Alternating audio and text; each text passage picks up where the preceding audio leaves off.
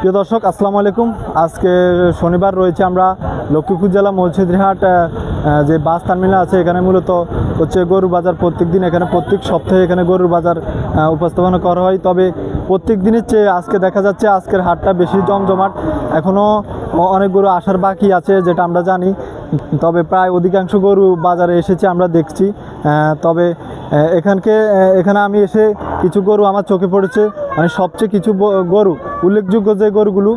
তবে অন্য অন্য বাজার থেকে আজকের বাজারটা একটু জমজমাট বেশি হয়েছে। গরুর পাশাপাশি রয়েছে বিভিন্ন প্রজাতের ছাগল। প্রায় 3 থেকে 400 গরু নিয়ে আজকের হাট।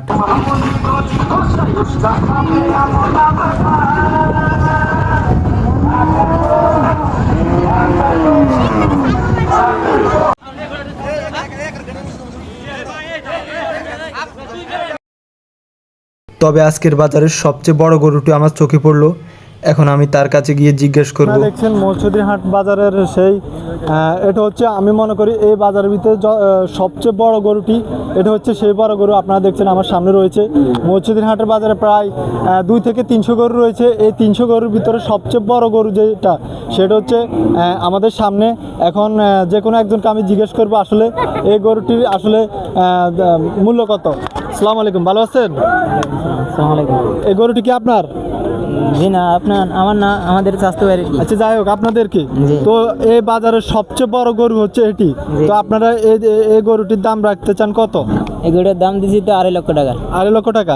এখন কত হলে আপনারা এই গরুটা ছেড়ে দেওয়ার আশা আছে? আমাদের আশা আছে 2,20,000 টাকা হলে ছেড়ে দিবেন। মানে 20,000 টাকা হলে আপনারা ছেড়ে দিতে পারেন? জি। তো এই মুহূর্তে আসছে ছাগলের বাজারে। আপনারা দেখছেন এখানে প্রায় 1 থেকে 150-এর উপরে ছাগল রয়েছে। এর ভিতরে যে ছাগলগুলো সেটা হচ্ছে খাসি, বরকি, বিভিন্ন জাতের ছাগল মিলিয়ে এখানে প্রায় 1 থেকে 150 ছাগল আপনারা দেখছেন।